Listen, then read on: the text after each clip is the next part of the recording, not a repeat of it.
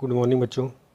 बेटा आज PYQ series में हम लोग इलेक्ट्रोस्टैटिक्स का जो लास्ट पोर्शन बचा हुआ है जिसमें आपका कैपेसिटर है और कुछ क्वेश्चन अभी और इलेक्ट्रिक फील्ड कूलम्स लॉ से रिलेटेड बचे हुए हैं, तो आज इसको कंप्लीट करते हैं। उसके बाद 2 क्लास लगेगा करंट इलेक्ट्रिसिटी में, ठीक है, और 3 से 4 क्लास मैग्नेटिज्म में।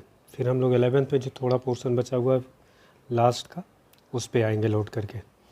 आपका फर्स्ट पार्ट NCERT तो कराई दिया है, ठीक है। तो चलिए बिना टाइम ख़राब किए हुए आगे बढ़ते हैं बेटा। 2016 का क्वेश्चन है, an electric dipole is placed at angle of 30 degree with an electric field intensity 2 × 10⁵ newton per coulomb. It experiences a torque equal to 4 newton metre. The charge on the dipole if the dipole length is 2 centimetre. Charge आपसे पूछा जा रहा है, ठीक। तो देखिए इसमें क्या क्या दे रखा है। इलेक्ट्रिक फील्ड दे रखा है, थीटा दे रखा है, theta equal to 30 degree. Electric field आपको दे रखा है 2 × 10⁵ न्यूटन पर कूलम, ठीक है।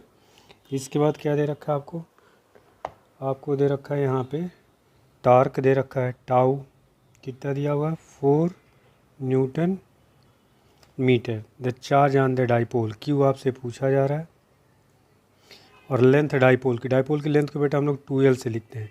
ये 2 सेंटीमीटर दिया तो 2 × 10⁻² मीटर हो गया आपका, ठीक है। ये सारा डेटा दे रखा है। और टार्क का फार्मूला आपका होता है P sin थीटा, और P इक्वल टू क्या होता है 2L Q × E sin theta.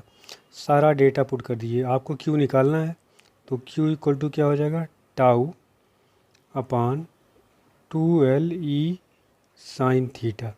Tau कितना दिया है 4, 2L की वैल्यूज़ कितनी है 2 × 10⁻²। E की वैल्यूज़ कितनी है बेटा 2 × 10⁵, और साइन थीटा की value sin 30 value 1/2।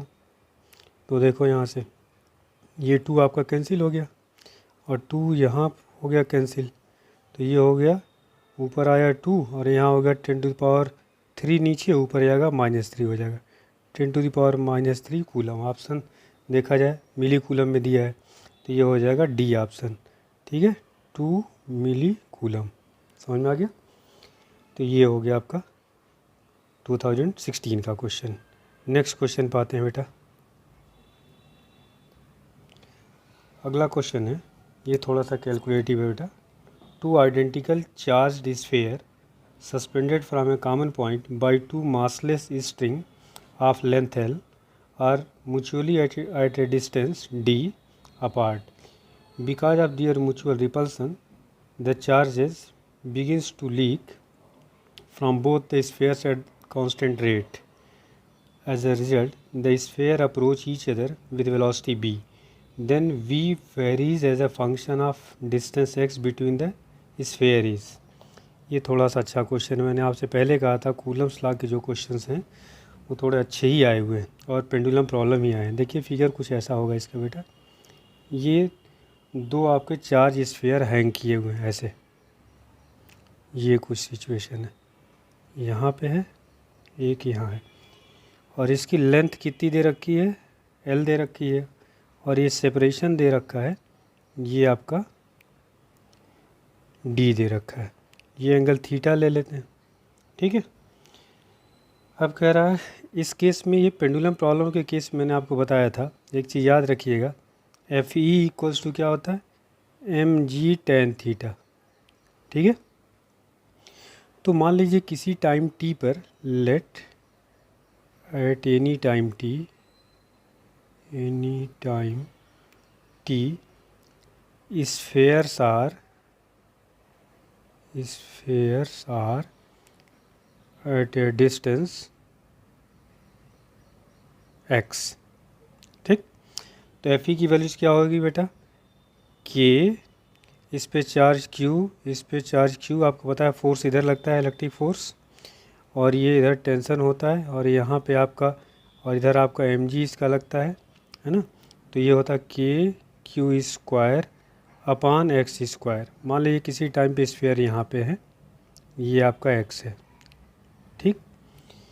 This equals to आपका हो जाएगा एम जी, और टेन थीटा की वैल्यू देखिए क्या हो जाएगा, परपेंडिकुलर अपान बेस, तो परपेंडिकुलर कितना हो जाएगा x/2 अपान बेस कितना हो गया l, ठीक है। तो यहाँ से सॉल्व करेंगे तो ये आपका आएगा, क्रॉस मल्टीप्लाई करेंगे x³ mg equal to 2k l Q square, ठीक। यहाँ से आपका आया Q square is proportional to x³। क्यों? क्योंकि देखिए 2kl ये सब कांस्टेंट है, m और g कांस्टेंट है, तो ये यहाँ से आपका रिजल्ट क्या मिला, x³ is proportional to Q square, या आप इसको लिख सकते हैं Q square proportional to x³। इसको डिफ्रेंशिएट करिए तो ये क्या हो जाएगा, इसका डिफ्रेंशिएशन, या आप q निकाल लीजिए तो यहाँ से q की वैल्यूज़ क्या आ जाएगी बेटा, q इज़ प्रोपोर्शनल टू लिख सकते हैं आप x⁻3/2।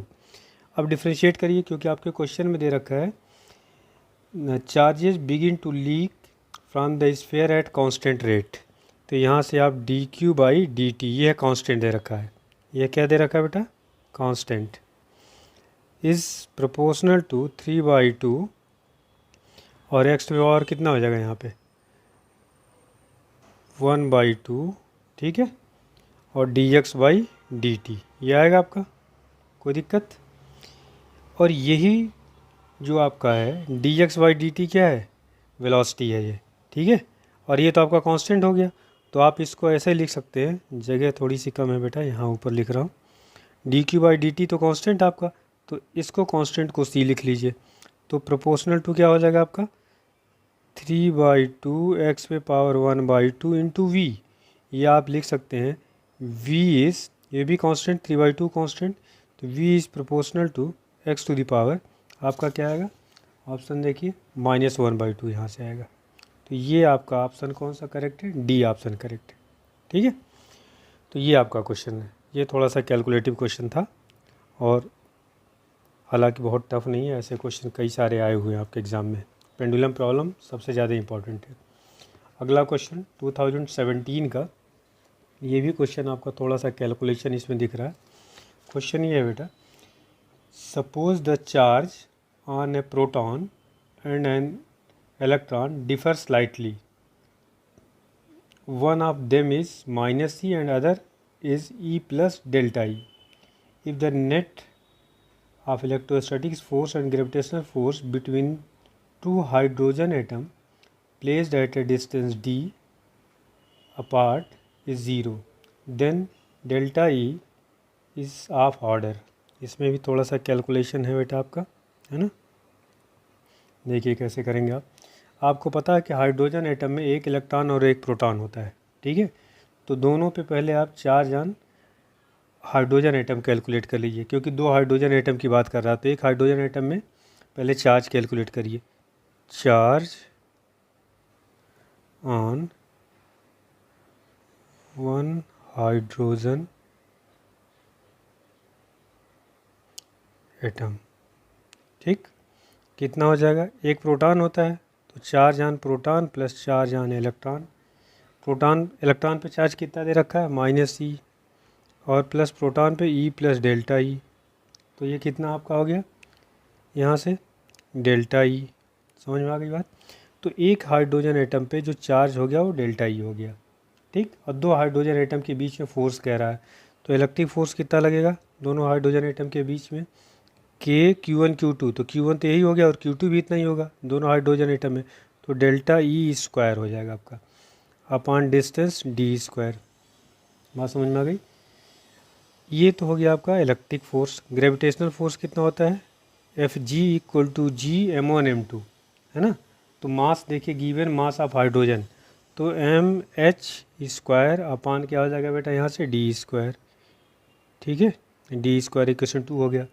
अब क्या करिए, दोनों आपको कह रहा है कि देखिए ये दोनों हाइड्रोजन एटम में तो रिपल्सन होगा क्योंकि सिमिलर चार्ज है, और ग्रेविटेशनल फोर्स की वजह से अट्रैक्शन होगा, और दोनों कह रहा है बैलेंस कर रहे हैं एक दूसरे को, नेट फोर्स 0 है, इसका मतलब Fe इक्वल टू क्या हो जाएगा Fg, ठीक है, दोनों की इक्वल कर लो, तो यह आ जाएगा k delta E square upon d square equal to G M H square upon D square. D square तो कैंसिल हो गया आपका, तो यहाँ से आपका delta E square equal to हो गया, के की वैल्यूज पुट कर देते हैं 1/4 पाई एप्सिलॉन नॉट, तो 4 पाई एप्सिलॉन नॉट और जी एम एच स्क्वायर सब कुछ दिया हुआ आपका।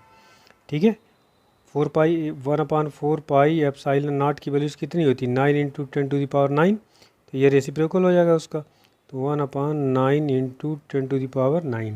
बात समझ में आ गई। और जी की वैल्यूज आपको पता है कितना होता है 6.67 इंटू 10⁻11। और एम एच की वैल्यूज दे रखा है 1.67 इंटू 10⁻27। ठीक है, ये हो गया आपका।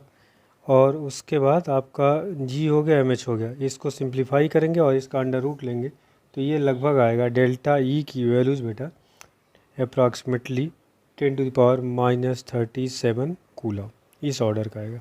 तो ऑप्शन कौन सा आपका सही है, बी ऑप्शन आपका करेक्ट है। ठीक है, ये भी क्वेश्चन थोड़ा सा कैलकुलेटिव था बेटा, कूलम्स ला के क्वेश्चन कैलकुलेशन वाले यादें आए हुए हैं, है ना। तो अगला क्वेश्चन अब देखते हैं, नेक्स्ट क्वेश्चन क्या है। The diagrams below shows region of equipotential. A positive charge is moved from A to B in each diagram. A positive charge is moved from A to B in each diagram. ठीक है, आपको पता है कि equipotential surface की जो property होती है, सरफेस पे कभी भी एक चार्ज को एक पॉइंट से दूसरे पॉइंट पर जब भी मूव करते हैं तो वर्क डन कितना होता है, ज़ीरो, क्योंकि वर्क डन का फॉर्मूला क्या होता है, WAB equals to VB minus VA into Q. तो पोटेंशियल चूँकि हर पॉइंट पे सेम होता है ए और बी पे, तो ये तो जीरो हो गया, तो zero into Q equal to क्या हो जाता है, जीरो, तो वर्क डन क्या हो जाएगा, ज़ीरो। तो ए ऑप्शन आपका इसमें करेक्ट है। ठीक है, नेक्स्ट क्वेश्चन को देखा जाए। नेक्स्ट क्वेश्चन बेटा, an electron falls from rest through a vertical distance h in uniform and vertically upward directed electric field E. The direction of electric field is now reversed, keeping its magnitude the same. A proton is allowed to fall from the rest in it through the same vertical distance h. The time of fall of electron in comparison to the time of fall of the proton. ठीक, देखिए इस question में दोनों को compare करना है। Electric field आपका vertically throughout a vertical distances uniform vertically upward direction में, ये कैसे आपको दे रखा है, मान लीजिए इलेक्ट्रिक फील्ड अपवर्ड डायरेक्शन में। ठीक है, the direction of electric field is an electron is fast. अब इलेक्ट्रॉन अगर इसमें गिर रहा है तो आपको पता है कि इलेक्ट्रॉन पे जो फोर्स लगता है इलेक्ट्रिक फील्ड के अंदर, वो किधर लगता है, फील्ड के अपोजिट। तो mg तो नीचे काम कर रहा होगा और इस पे Fe जो इलेक्ट्रिक फोर्स है वो ऊपर लग रहा होगा। ठीक है, और ये नीचे आ रहा है। और जब प्रोटॉन, ये तो इलेक्ट्रॉन की बात हो गई, प्रोटॉन के केस में क्या हुआ कि यहाँ पे देखिए फील्ड के डायरेक्शन को पलट दिया गया। तो एक तो प्रोटॉन पे mg भी नीचे लग रहा था और प्रोटॉन पॉजिटिव है तो फील्ड भी इसको सपोर्ट कर रही है, क्योंकि पॉजिटिव चार्ज पे जो इलेक्ट्रिक फील्ड होता है वो सेम डायरेक्शन में फोर्स अप्लाई करता है। ठीक है, तो आपको इसमें बताना है, कंपेयर करना है the time of fall of electron in comparison to time of fall of proton. तो किस में कम टाइम लगेगा, इलेक्ट्रॉन में, क्योंकि देखिए इसमें एक फोर्स ऊपर भी लग रहा है और इसमें क्या है दोनों सपोर्ट कर रहे हैं। वैसे आप सॉल्व करने के लिए इसको, ये तो ऐसे ही ठीक कर सकते हैं, लेकिन सॉल्व करने के लिए आप अप्लाई कर लिए S equal to U T plus half A T square.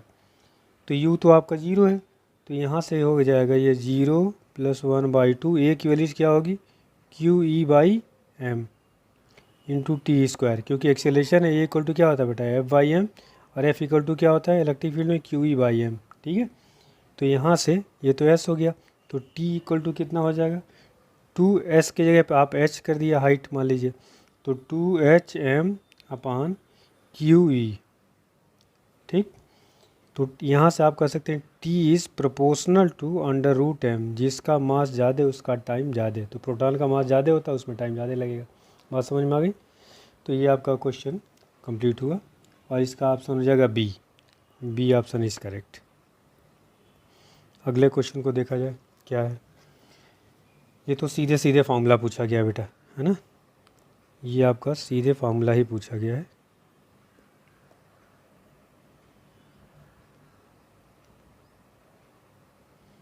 इसमें है hollow metal sphere of radius R, hollow metal sphere of radius R is uniformly charged, the electric field due to the sphere at a distance R from the centre. ये uniformly charge है बेटा, तो आपको पता है कि ये अगर मेटल है तो चार्ज सरफेस पे होगा, और अंदर इलेक्ट्रिक फील्ड क्या होता है इसमें, जीरो। कहाँ तक जीरो होता है, सरफेस तक।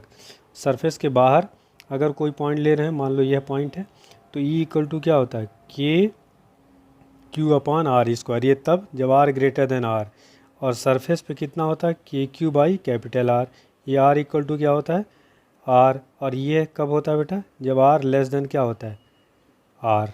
तो ध्यान रखिएगा, इसका मतलब ऑप्शन बी करेक्ट है आपका, ठीक है। तो ये आपको याद होना चाहिए, फार्मूला मैंने लिखवाया भी था। अगला क्वेश्चन फिर कूलम्स लॉ से है, 2 point charges A and be having charge plus Q and minus Q respectively are placed at a certain distance apart and a force acting between them is F. If 25% charge of A is transferred to B, then force between the charges becomes, ये तो question भाई आसान है Coulomb's law का, ठीक है। तो ये आपके दो, मान लो एक यहाँ A है, ये आपका B है। A पे चार्ज कितना दिया है, प्लस क्यू, इस पे दिया है माइनस क्यू, ठीक है। और प्लेस एट सर्टेन डिस्टेंस मान लेते हैं आर है, तो इनके बीच में क्या हो जाएगा, फोर्स दे रखा है एफ, तो एफ इक्वल टू कितना आएगा बेटा, K Q square upon R square, ठीक है। K Q one Q two by R square होता है ना बेटा, तो ये दोनों चार्ज का मैग्नीट्यूड तो सेम ही है आपका। अब कह रहा है, ये तो पहला केस हो गया इक्वेशन 1। दूसरे केस में कह रहा है 25% charge of A is transferred, इसका 25% चार्ज ट्रांसफ़र कर दिया गया किस पे, बी पर। तो जब यहाँ से 25% चार्ज ट्रांसफ़र कर देंगे तो यहाँ पे ए पे कितना बचेगा, देखो यहाँ क्यू माइनस इसका 25 का क्यू बाई 4 हो जाएगा, तो कितना हो जाएगा, क्यू माइनस क्यू बाई 4, तो आपका हो जाएगा 3 क्यू बाई 4, और यहाँ पे आपका क्या है, minus Q plus Q by 4 आपने कर लिया, तो कितना आ जाएगा, -4 क्यू प्लस क्यू बाई 4, तो इसका मतलब कितना हो गया, -3 क्यू बाई 4, तो -3 क्यू बाई 4। अब डिस्टेंस तो वही है, फिर फोर्स कैलकुलेट करिए, के और Q1 Q2 इसका स्क्वायर करेंगे तो 9 क्यू स्क्वायर अपॉन 16 और अपॉन आर स्क्वायर, तो ये आपका हो जाएगा 9/16 K Q square upon R square, और K Q square upon R square equation 1 से क्या हो जाएगा, एफ़, इसका मतलब 9/16, एफ तो न्यू केस में हो गया, तो F2 इज़ इक्वल टू क्या आ जाएगा, एफ़। ये देखिए कोई ऑप्शन दिया है क्या, बी ऑप्शन करेक्ट है आपका, ठीक है। तो कूलम्स लॉ का ये टफ क्वेश्चन नहीं था, आसान था। अगला क्वेश्चन देखिए, ये भी इजी है। Spherical conductor of radius 10 centimetre has a charge of 3.2 into 10 to the power minus 7 coulomb distributed uniformly. What is the magnitude of electric field at a point 15 centimeter from the center of the sphere? Easy है, center of sphere, radius कितना दे रखा है बेटा इस question में, radius आपके पास है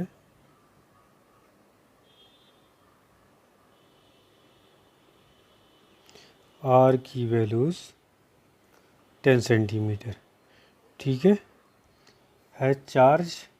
चार्ज कितना दे रखा है, 3.2 into 10 to the power -7 coulomb. Distribute what is the magnitude of electric field, E पूछा जा रहा है, एट ए डिस्टेंस कितना दे रखा, 15 सेंटीमीटर, इसका मतलब स्फेरिकल रेडियस से बाहर है ये तो अब देखिए फॉर्मूला क्या लगेगा, ये 10 सेंटीमीटर दे रखा है, ये कैपिटल आर, और बाहर 15 सेंटीमीटर पूछा जा रहा है यहाँ पे, तो इलेक्ट्रिक फील्ड का फॉर्मूला क्या होगा बेटा इस केस में, के क्यू अपॉन आर स्क्वायर, तो के की वैल्यूज आपको दे रखा 1/4 pi epsilon naught, 9 into 10 to the power 9, Q कितना दिया है 3.2 into 10⁻⁻7 coulomb upon R square 15 centimetre है, तो इसका स्क्वायर इसको मीटर में कन्वर्ट करिए, 15 का स्क्वायर 225 और इंटू 10⁻2 था, स्क्वायर करेंगे -4 हो जाएगा। इसको सॉल्व करेंगे तो ये आएगा 1.28 इंटू 10⁵ न्यूटन पर कूलम। ये आपसे पूछा गया, ठीक है। अगले क्वेश्चन को देखते हैं। नेक्स्ट क्वेश्चन है बेटा आपका, in a certain region of space with volume 0.2 metre cube the electric potential is found to be 5 volt throughout. The magnitude of electric field in the region is. Certain region of space volume दे रखा है और वहाँ पे constant आपका क्या चाहिए, electric potential is constant, V आपका कांस्टेंट है जहाँ पर, ठीक है। तो E इक्वल टू क्या होता है बेटा, dV/dr, और अगर इसको आप d/dr v लिखते हैं और v कांस्टेंट है तो इसका डिफरेंशिएशन क्या आएगा 0। इसका मतलब इलेक्ट्रिक फील्ड क्या आएगा वहाँ पे बेटा 0 आएगा। सी ऑप्शन करेक्ट है, ठीक है। आसान सवाल था ये। अगला क्वेश्चन है, a short electric dipole has a dipole moment of 16 into 10⁻⁻9 coulomb metre. The electric potential due to dipole at a point at a distance of 0.6 meter from the center of dipole situated on a line making an angle of 60 degree with the dipole axis is। अब देखिए इसमें आसान question है, general form of dipole पूछा गया potential. तो आपको पहले तो देखिए क्या क्या दे रखा है, short dipole has dipole moment, इसका मतलब P दे रखा है कितना 16 इंटू 10⁻⁻9 कूलम मीटर।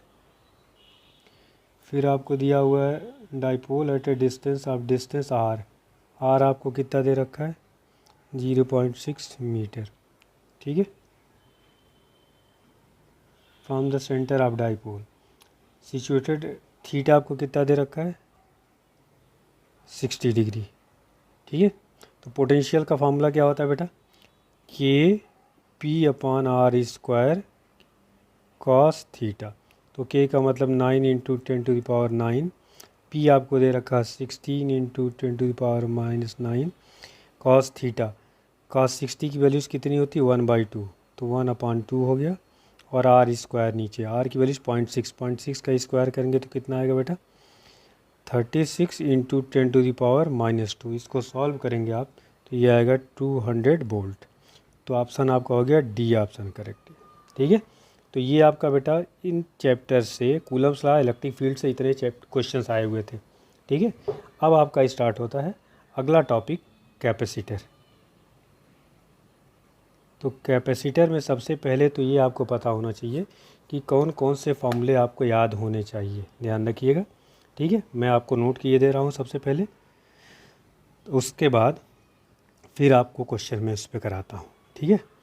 अब देखिए यहाँ पे सबसे पहले कैपेसिटी, किसी भी कैपेसिटर की कैपेसिटी का फार्मूला होता है C/Q/V, पहला बेसिक फार्मूला आपको पता होगा, ठीक है।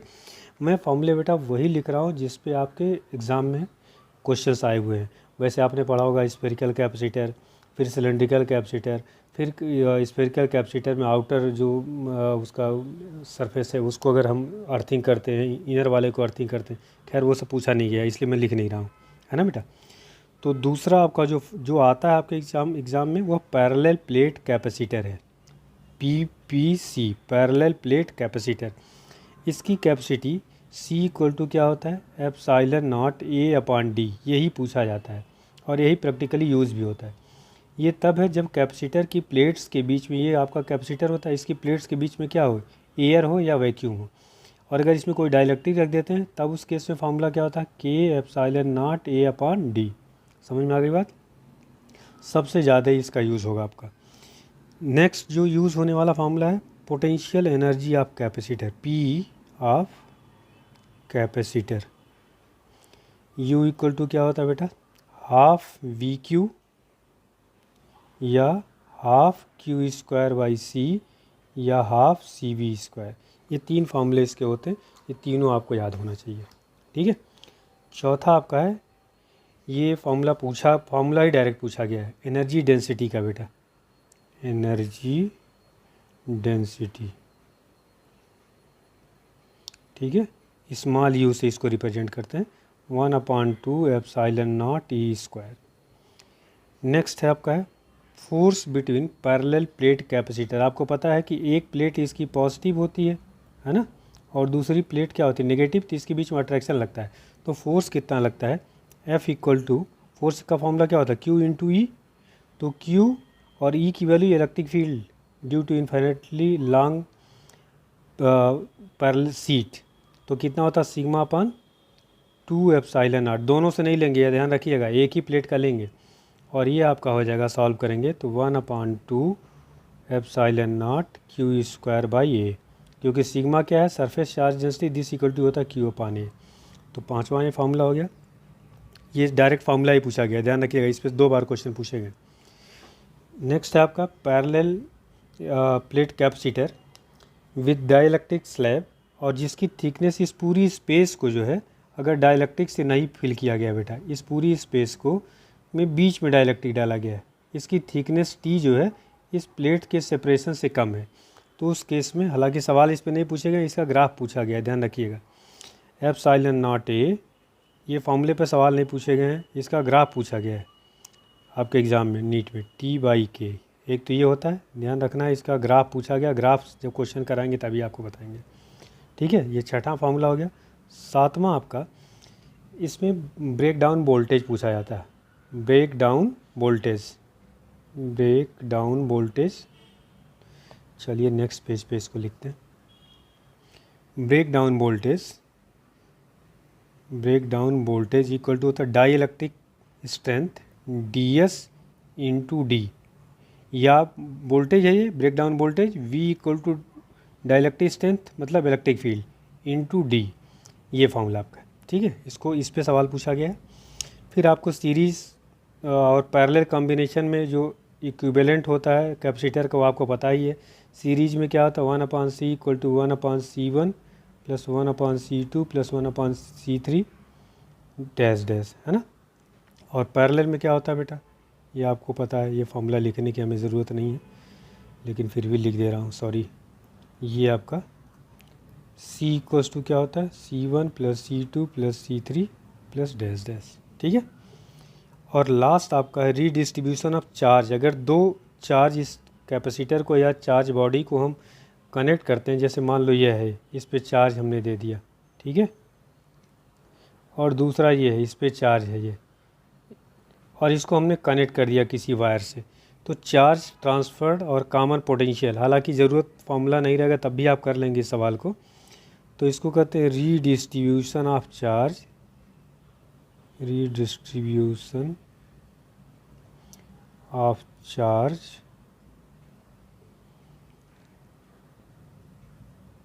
कॉमन पोटेंशियल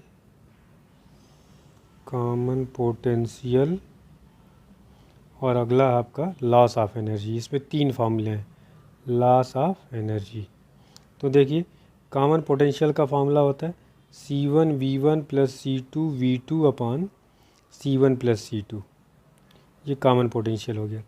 दूसरा चार्ज कितना ट्रांसफ़र होगा, और चार्ज तब तक ट्रांसफ़र होगा जब तक कि दोनों के पोटेंशियल सेम ना हो जाए, C1 C2 with in bracket V1 minus V2 upon C1 plus C2। और लॉस ऑफ एनर्जी कितना होता है, delta U 1/2 C1 C2 with in bracket V1 minus V2 का whole square upon C1 plus C2, ठीक है। तो सिर्फ इतने फार्मूले हैं जो आपको कैपेसिटर में यूज़ किए जाएंगे, और इन्हीं पे सवाल आपसे पूछे गए हैं, ठीक है। तो चलिए पहला क्वेश्चन करते हैं इसका हम लोग, 2006 का question.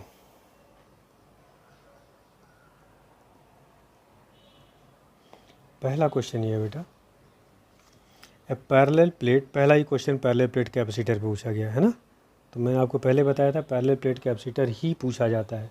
A parallel plate air capacitor is charge to a potential difference of V volt after disconnecting the bat, ये ध्यान रखना, ये क्वेश्चन बहुत इंपॉर्टेंट है।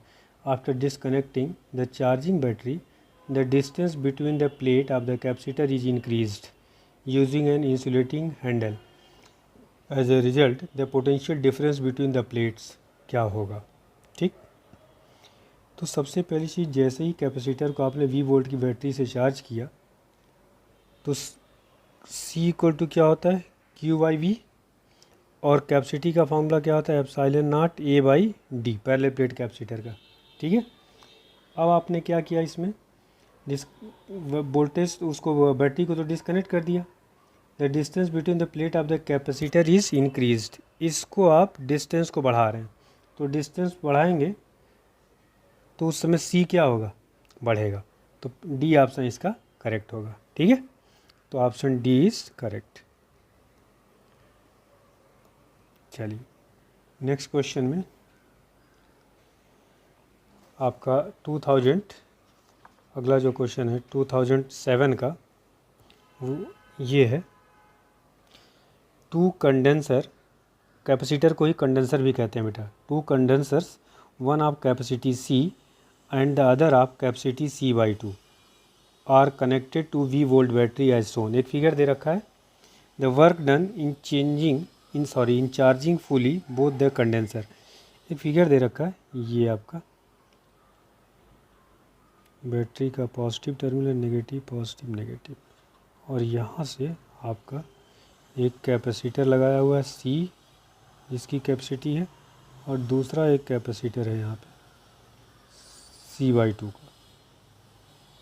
ठीक, तो जो यहाँ से चार्ज गया, इस पॉइंट पे चार्ज बढ़ गया है कि नहीं, इस पे मान लो चार्ज Q1 आया, इस पे चार्ज Q2 गया।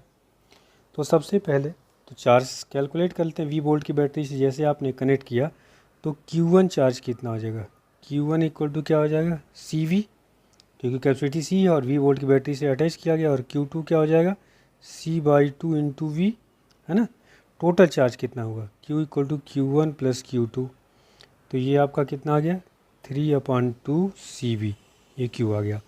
आज से पूछा गया वर्क डन, तो वर्क डन का फॉर्मूला क्या होता है बेटा, 1/2, वही जो पोटेंशियल एनर्जी हो इसमें स्टोर्ड होती है, V इंटू क्यू, तो 1/2, और Q कितना आया है टोटल, 3/2 CV इंटू V, तो कितना आ गया, 3/4 CV²। तो आपका कोई ऑप्शन C ऑप्शन क्या है आपका करेक्ट। ठीक है, अगला क्वेश्चन है बेटा, the energy required to charge a parallel plate condenser of plate separation D and plate area of cross section A such that uniform field E between the plate is। Energy required आपसे पूछा जा रहा है। ठीक है, plate area दे रखा है, D separation दे रखा है, तो energy given by the battery की एक चीज़ ध्यान रखिएगा, बैटरी जो एनर्जी देती है कैपेसिटर को वह CV² देती है, लेकिन कैपेसिटर में जो एनर्जी स्टोर होती है वो हाफ CV² होती है, आधी एनर्जी जो होती है वो लॉस हो जाती है। ठीक है, तो ध्यान रखिएगा, कह रहा है एनर्जी रिक्वायर्ड टू चार्ज या पैरेलल प्लेट कैपेसिटर, तो एनर्जी रिक्वायर्ड कितना होगा बेटा, एनर्जी रिक्वायर्ड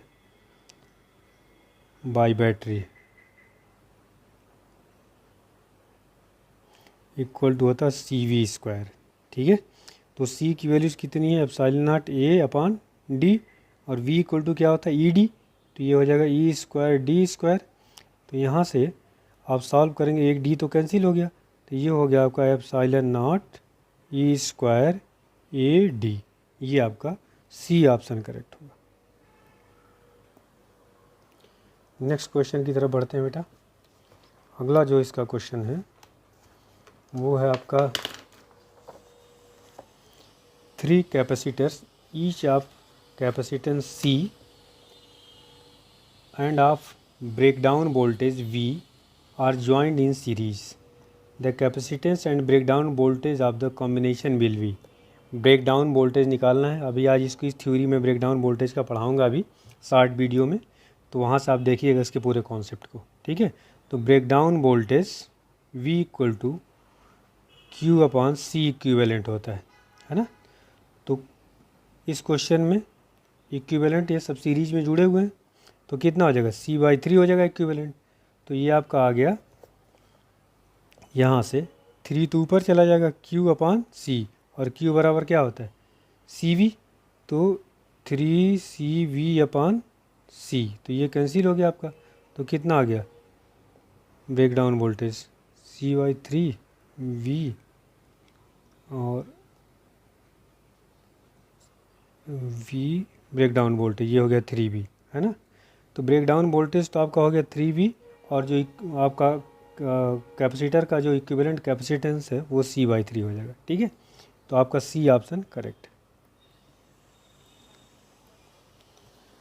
अगला क्वेश्चन देखते हैं बेटा 2010 का। A series combination of N1 capacitors each of value C1 is charged by a source of potential difference 4 volt. When another parallel combination of N2 capacitors each of value C2 is charged by a source of potential difference V volt. If it has same energy stored in it as in first combination has, the value of C2 in terms of C1. ठीक है। तो सबसे पहले तो first case में जब आपका पूछा गया है C1 नंबर ऑफ कैपेसिटर कितने हैं N1 और सबकी वैल्यूज़ कितनी C1 और किस में जुड़े हुए हैं सीरीज में, तो सीरीज वाले में फर्स्ट केस में जो इक्विवेलेंट होगा, इक्विवेलेंट सीरीज में कितना आ जाएगा C1/N1, ठीक है। और यहाँ पे इस केस में पोटेंशियल एनर्जी कितनी आ जाएगी, हाफ CV² होता है, तो C इक्विवेलेंट यहाँ हो जाएगा C1/N1 V²। कितने वोल्ट की बैटरी से इस बार जोड़ा गया 4V। बात समझ में आ गई,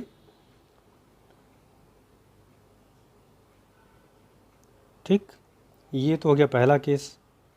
और सेकंड केस में U2 केस में कितना हो जाएगा हाफ, और इसमें इक्विवेलेंट कैपेसिटेंस जब पैरेलल में है तो कितना हो जाएगा N2C2, और यहाँ कितने वोल्ट की बैटरी है V², और दोनों कह रहा है इक्वल है, तो U1 बराबर U2 कर दो आप, ठीक है। तो जब आप दोनों की इक्वेट करेंगे तो देखिए हाफ और हाफ कैंसिल हो जाएगा, और यहाँ से आपका आएगा C1/N1 into 4V² equal to N2C2V², ठीक है। तो यहाँ से आपको वैल्यूज़ निकालनी है, C2 की वैल्यूज़ निकालनी है, तो C2 ये देखो V² तो यहाँ से कैंसिल हो जाएगा, ये हो जाएगा 16, तो C2 इक्वल टू क्या आ जाएगा 16 C1/N1 तो ये आपकी वैल्यू जाएगी, D option is correct. Next question को देखा जाए बेटा क्या है।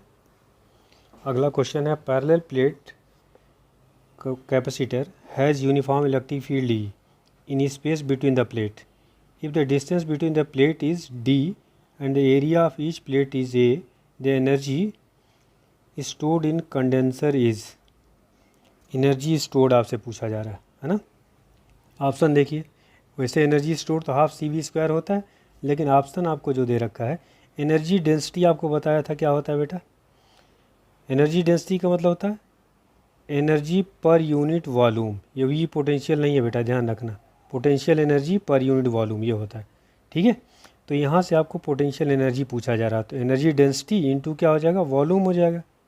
तो एनर्जी डेंसिटी का फॉर्मूला आपको बताया था 1/2 ε0 E², और वॉल्यूम क्या हो जाएगा एरिया इंटू सेपरेशन, तो ये आपका ऑप्शन हो जाएगा सी ऑप्शन, ठीक है। सीधे फार्मूला पूछा गया, कुछ करना भी नहीं इसमें। अगला क्वेश्चन देखते हैं। टू थिन, ये देखिए ग्राफ अभी आपको बताया था, ये ग्राफ पूछा गया है। Two thin dielectric slab of dielectric constant K1 and K2 are inserted between the plate of a parallel plate capacitor as shown in the figure. The variation of electric field E between the plate with distance D as measured from plate P is correctly shown. अब इसमें आपका option देखिए, option C जो है आपका इसका correct होगा। क्यों? क्योंकि जो आपका फिगर है कुछ ऐसे है, देखिए ये आपका है और ये आपका प्लेट है, इसमें दो रखे गए हैं डाइलेक्ट्रिक, एक यहाँ पे है और एक यहाँ पे है, बाकी एयर है, ठीक है। और ये आपका पॉजिटिव प्लेट है और यहाँ आपका क्या है नेगेटिव है। तो देखिए यहाँ पे इलेक्ट्रिक फील्ड ये एयर है, यहाँ एयर है, यहाँ एयर है, और यहाँ पे इलेक्ट्रिक फील्ड क्या होगी कम हो जाएगी, यहाँ पे क्या होगा कम होगा, इस केस में यहाँ पे भी कम होगा। डाइलेक्ट्रिक कांस्टेंट K1, इसमें K2 बड़ा है तो K2 ग्रेटर देन K1 दे रखा है, ठीक है। तो ध्यान ये रखना है कि एयर के केस में इलेक्ट्रिक फील्ड मैक्सिमम होगी। तो देखिए जो ग्राफ है उसको समझा देता हूँ आपको, ये ई है, ये ग्राफ याद होना चाहिए, और इधर आपका डी है। तो सबसे पहले मान लीजिए एयर का केस है, वहाँ पे इलेक्ट्रिक फील्ड कुछ भी दे रखा है। जब यहाँ पे आप आएंगे तो आपको पता है कि इलेक्ट्रिक फील्ड घटती है ई नॉट अपान के से, इतना न्यू इलेक्ट्रिक फील्ड जो होगी। तो के की वैल्यू जब ज़्यादा होगी तो इलेक्ट्रिक फील्ड कम होगा, है ना। तो K2 ज़्यादा है तो K2 के केस में और कम हो जाएगा। तो यहाँ देखिए, अब यहाँ एयर में तो ये हो गया, फिर आपका ये जो आपका K1 वाले में था वो ये हो गया, फिर आपका एयर आ गया तो फिर यहाँ ये हो गया, फिर उसके बाद आ गया K2 वाला केस, तो K2 वाले में और कम हो जाएगा, यहाँ आ जाएगा आपका, है ना। और फिर उसके बाद एयर के केस में इक्वल आ जाएगा। तो ये आपका ग्राफ सी करेक्ट होगा। नेक्स्ट क्वेश्चन देखते हैं बेटा। A parallel plate air capacitor of capacitance C is connected to a cell of EMF V and then disconnected from it. A dielectric slab of dielectric constant K, which can just the air gap of the capacitor, is now inserted in it. Which of the following is incorrect? कौन सा incorrect होगा? तो इसका option जो होगा बेटा वो D वाला है, charge of the capacitor is not conserved, ठीक है। वैसे भी आप ये वाला तो सी वाला तो सही होगा, क्योंकि इनिशियल पोटेंशियल एनर्जी इसकी क्या आएगी बेटा, पहले केस में U initial equal to half q square by C होगा, और यू फाइनल जब उसमें डायलेक्ट्रिक डाल देंगे तो हाफ क्यू स्क्वायर अपान आपका कितना आ जाएगा, डायलेक्ट्रिक क्यू स्क्वायर बाई सी, तो के और सी हो जाएगा, है ना। तो इसका जब डिफरेंस आप लेंगे तो यहाँ से जो you final minus you initial, तो हाफ क्यू स्क्वायर बाई सी तो कॉमन हो जाएगा, है ना। या हाफ क्यू स्क्वायर बाई सी के जब हाफ सी वी स्क्वायर भी ले सकते हैं आप, ठीक है। तो यहाँ पे आपका क्या आएगा, 1 के माइनस 1, क्यू स्क्वायर बाई सी को हाफ सी वी स्क्वायर भी लिख सकते हैं आप, हाफ सी वी स्क्वायर 1 के माइनस 1, जो करेक्ट है आप, ठीक है। ये करेक्ट, डी वाला आपका ऑप्शन रॉन्ग पूछा गया है, सही नहीं पूछा गया इसमें, ठीक है। अगला क्वेश्चन है बेटा इसमें, a parallel plate air capacitor has capacity C, distance of separation between the plate is d and the potential difference is applied between the plate, force of attraction between the plate of the parallel plate air capacitor। आपसे basically ये पूछा गया है, force का formula पूछा गया है ना। तो फोर्स का फॉर्मूला होता है, अच्छा ये ऑप्शन कुछ अलग तरीके से दे रखा है, तो आप F equal to force equal to क्या होता है, प्रेशर इनटू एरिया, ये आपने पढ़ा होगा। और प्रेशर जो होता है एनर्जी डेंसिटी के ही इक्वल होता है, 1/2 epsilon naught E square into A होगा। बात समझ में आ गई। या आप इसको थोड़ा और चेंज करिए, हाफ एप्सिलॉन नॉट ई को क्या ले सकते हैं, V square by D square into A, कोई दिक्कत इसमें। या थोड़ा और चेंज करिए, 1/2 एप्सिलॉन नॉट ए और V square by D square, ठीक है। और ये क्या हो जाता है आपका, सी हो जाता है कि नहीं। तो यहाँ पे आपका आ जाएगा ये जो वैल्यू जो ये वी बाई डी, एक डी यहाँ पे ऐसे सिंप्लीफाई एडजस्ट कर लो बेटा, 1/2 एप्सिलॉन नॉट ए, क्योंकि ऑप्शन के अकॉर्डिंग एडजस्टमेंट करना है। तो V by D, V square by D, एक डी इसके नीचे कर दिया, और ये आपका क्या हो गया, सी हो गया। तो 1/2 सी वी स्क्वायर अपान डी, तो सी ऑप्शन आपका करेक्ट हो जाएगा, ठीक है। कभी कभी डायरेक्ट फॉर्मूलों को थोड़ा बहुत चेंज करने की ज़रूरत पड़ती है। अगला सवाल है आपका 2016 का री एग्ज़ाम का, ये थोड़ा अच्छा क्वेश्चन है। A parallel plate capacitor of area A, plate separation D and capacitance C is field with 4 dielectric material having dielectric constant K1, K2, K3 and K4 as shown in the figure. If a single dielectric material is to be used to have a same capacitance C in this capacitor, then its dielectric constant K is given by. हाँ, ये सवाल जो है थोड़ा सा calculation है, हालांकि आप कर सकते हैं, इसमें कुछ खास नहीं है। ठीक है, इसमें पहले तो 4 आपके डाइलेक्ट्रिक इसमें डाले गए हैं और फिर कह रहा है if a single dielectric material is to be use to have the same capacitance in this capacitor, then the dielectric constant K की वैल्यूज पूछी जा रही। सबसे पहली चीज़ तो ये जो पहला, इसमें कुल 4 कैपेसिटर हैं। C1 जो इसमें डाइलेक्ट्रिक कांस्टेंट K1 रखा हुआ है, उसका जो फॉर्मूला होगा C1 की वैल्यूज कितनी आ जाएगी। देखिए C इक्वल टू होता है epsilon naught K epsilon naught A/D होता है। तो C1 के केस में देखिए क्या आएगा, K1 एप्सिलॉन नॉट, एरिया कितनी है A/3 और सेपरेशन कितना है इसका, देखिए D/2। ठीक है, फिगर में आप देखेंगे तो सेपरेशन कितना है D/2 है, तो D/2 का मतलब 2/D हो जाएगा। इसी तरह से C2 लिख लीजिए आप, C2 कितना आएगा K2 एप्सिलॉन नॉट A/3 और ये भी आपका आ जाएगा 2/D। और C3 कितना आएगा बेटा, ये आएगा K3 एप्सिलॉन नॉट A/3 और 2/D। और C4 कितना आएगा, जब एक ही इसमें रख दिया जाए, नहीं K4 वाले के केस में, तो कितना आएगा K4 और एरिया फ्लैट कितना है इस केस में, ये सेपरेशन कितना है D/2, तो पलट के आ जाएगा 2/D। ये चारों आ गया।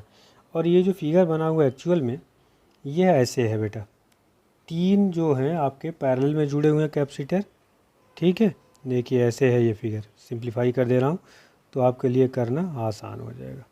ये आपका है C1, ये है आपका C2, ये है C3 और ये आपका यहाँ पे C4 जुड़ा हुआ है। ठीक, तो इस केस में आप आसानी से अब इसका इक्विवेलेंट तो निकाल ही सकते हैं, A और मान लेते हैं B, ये तीनों पैरेलल में है और ये उसके साथ क्या है सीरीज में। और इस पैरेलल को जोड़ने का तरीका क्या होता है, सीधे सीधे ऐड कर लेते हैं, मतलब इसका जो इक्विवेलेंट आएगा वह C1 plus C2 plus C3 का जो सम आएगा और उसके साथ ये आपका सीरीज में है। तो इसका इक्विवेलेंट किसके इक्वल होगा, एक नए कैपेसिटर के इक्वल होगा जिसकी कैपेसिटी क्या है, अगर कह रहा है इसमें हम डायरेक्ट एक ही सिंगल जो डाइलेक्ट्रिक रख दें तो उसका epsilon naught K epsilon naught A/D is equal to इसका जो C इक्विवेलेंट आएगा। ठीक है, इसको इक्वल कर देंगे तो आपका जो ऑप्शन आएगा वो पहला ऑप्शन हो जाएगा 2/K, ये रिलेशन आ जाएगा बेसिकली, है ना। फर्स्ट ऑप्शन लिखने की ज़रूरत नहीं है, आपका ऑप्शन ए इज़ करेक्ट। ठीक है, अभी इस क्वेश्चंस को एक बार दोबारा कराया जाएगा जब कैपेसिटर का चैप्टर कंप्लीट आपको कराते हैं। अब देखिए 2016 में एक क्वेश्चन और पूछा गया है, ये तो था ही, इसके अलावा भी एक क्वेश्चन पूछा गया 2016 में। वो क्या है क्वेश्चन देखते हैं। A capacitor of 2 microfarad is charged as shown in the diagram. When the switch S is turned to the position 2, the percentage of it is stored energy dissipated. कुछ फिगर ऐसा दे रखा है बेटा, ये आपने देखा कि यहाँ एक बैटरी है, ये आपका नेगेटिव है और यहाँ से एक कनेक्ट किया गया है और एक कैपेसिटर है ये। ठीक, इस पॉइंट पर यहाँ पे एक कैपेसिटर है 8 माइक्रोफैरेड का, ये 8 माइक्रोफैरेड का है और यह 2 माइक्रोफैरेड का है 2 μF। ठीक है, ये स्विच है एक तरह से, इसको हम इधर भी कनेक्ट कर सकते हैं पोजीशन 1 में और ये पोजीशन 2 में इधर भी कनेक्ट कर सकते हैं, यहाँ पे भी, है ना। तो पहले कह रहा है कि ऐसे कनेक्ट है जैसे, तो ये वाला तो चार्ज होगा नहीं क्योंकि ये डिसकनेक्ट है, तो इसमें इनिशियल जो चार्ज आएगा Q इक्वल टू क्या होगा CV, C into V। C कितना दिया हुआ 2 × 10⁻⁻⁶, और V वोल्ट की बैटरी है ये, तो इंटू क्या हो जाएगा V हो जाएगा। और इनिशियल जो इसमें एनर्जी आएगी वो कितनी आएगी, ½ CV², हाफ सी आपको दे रखा है 2 × 10⁻⁻6 × v²। बात समझ में आ गई। अब कॉमन पोटेंशियल कैसे निकालेंगे? Total charge upon total capacity. Formula क्या होता है बेटा? Total charge upon total capacity. तो ये कितना हो जाएगा टोटल चार्ज? यही तो चार्ज है। ये जब दोबारा इसमें कनेक्ट करेंगे इससे तो 2v × 10⁻⁻6 अपान टोटल कैपेसिटी 8 और 2 ये 10 हो गया, तो 10 × 10⁻⁻6। तो ये सॉल्व होकर कि ये तो यहाँ कैंसिल हो गया, ये इतना आ गया, तो ये हो गया v/5। ठीक है। अब फाइनल एनर्जी कितना जब इसको कनेक्ट कर दिया, देखिए बैटरी तो डिस्कनेक्ट हो गई, अब इधर से कनेक्शन हो गया आपका, और ये वाला जो पोर्शन है वो डिस्कनेक्ट हो गया है। बात समझ में आ गई। तो अब जो फाइनल एनर्जी होगी वह कितना हो जाएगा? 1/2 सी इक्विवेलेंट। ये आपके पैरेलल है तो ऐड हो जाएंगे 10 × 10⁻⁻6 और कॉमन पोटेंशियल v/5 का होल स्क्वायर। तो u फाइनल आपका आया v² 5 × 10⁻⁻6 जूल। ठीक है। लॉस कितना हुआ? लॉस कैसे निकालेंगे? u final minus u initial upon u final into 100। तो ये आप जब सिंप्लीफाई करेंगे, u फाइनल आपके पास है, u इनिशियल आपके पास है, और इसको जब सिंप्लीफाई करेंगे तो ये आपका आ जाएगा 80%। और समझ में आ गई। तो ये 2016 का क्वेश्चन था, और इसमें कुछ थोड़ा ही बहुत एक आध क्वेश्चन में कैलकुलेशन है बेटा, और कुछ नहीं। नेक्स्ट देखिए 2017 का क्वेश्चन क्या है। ये तो सिंपली आपको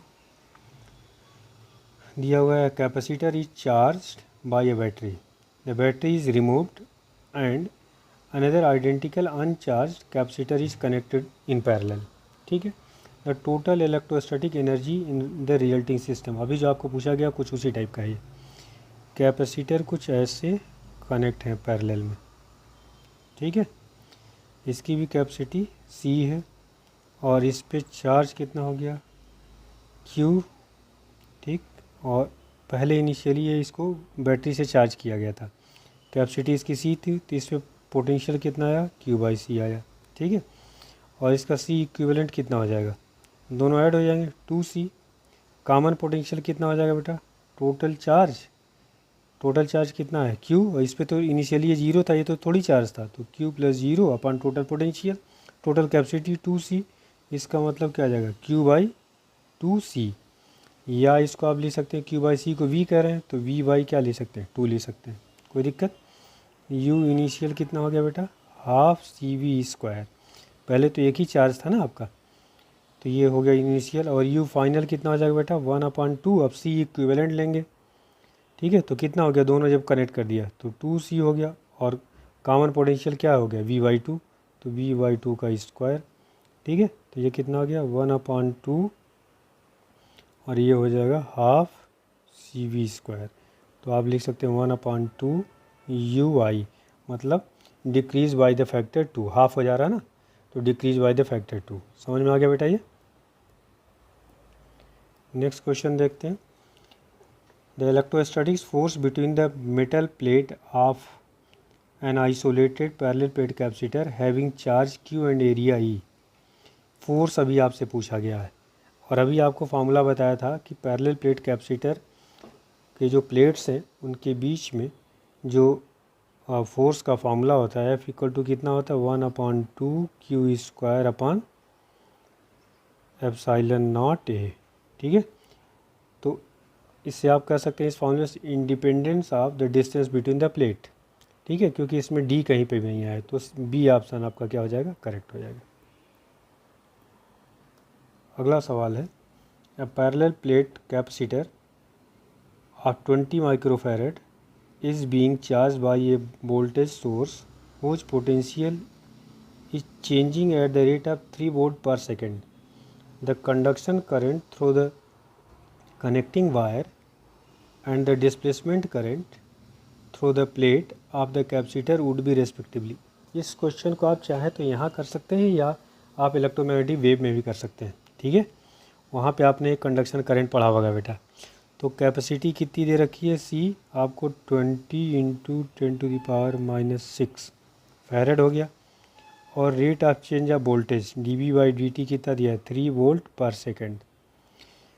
सिंस Q इक्वल टू क्या होगा CV, डिफ्रेंशिएट कर दो तो यहाँ से हो जाएगा dQ/dt, कैपेसिटी तो कांस्टेंट ही रहेगी, C dV/dt कोई दिक्कत, और dQ/dt को ही कंडक्शन करंट कहते हैं। तो ये C दे रखा है 20 इंटू 10⁻⁻6 और ये कितना दिया 3, तो ये कितना आ गया 60 माइक्रो एम्पियर। ID और IC दोनों क्या होता है बराबर होता है, तो ये कितना आ जाएगा 60 माइक्रो एम्पियर। कोई ऑप्शन देखिए, दोनों आपके बी ऑप्शन करेक्ट है। लास्ट क्वेश्चन आपका 2020 में जो बेटा पूछा गया है, the capacitance of parallel plate capacitor with air as medium is 6 microfarad. With the introduction of dielectric medium the capacitance becomes 30 microfarad. The permittivity of the medium is, आपसे पूछा गया है परमिटिविटी ऑफ द मीडियम। तो आपके पास देखिए यहाँ से epsilon आपसे पूछा जा रहा है, दिस इक्वल टू क्या होता है एप्साइलन नॉट इंटू के होता है, पहले चैप्टर कूलम्स लॉ में ही आपने पढ़ा है। और CM कैपेसिटी इन मीडियम जो भी डायरेक्टली रखा है equal to C naught, C क्या नॉट है आपका एयर के केस में, तो मीडियम के केस में कितना आपका है 30 माइक्रोफैरड, और K और C नॉट की वैल्यूज कितना दे रखा है एयर के केस में 6, तो K इक्वल टू कितना आ गया आपका 5। अब आप यहाँ इक्वेशन में पुट कर दिए एप्साइलन इक्वल टू 5 और एप्साइलन नॉट आपके क्वेश्चन में दे रखा है 8.85 इंटू 10⁻⁻12। हाँ समझ में आ गई। तो ये सॉल्व करेंगे तो 0.44 इंटू 10⁻⁻10। समझ में आ गई बात। तो ये लास्ट क्वेश्चन आपका 2020 का option A is correct. Clear बेटा, थैंक यू। अगली क्लास में हम लोग स्टार्ट करेंगे करंट इलेक्ट्रिसिटी।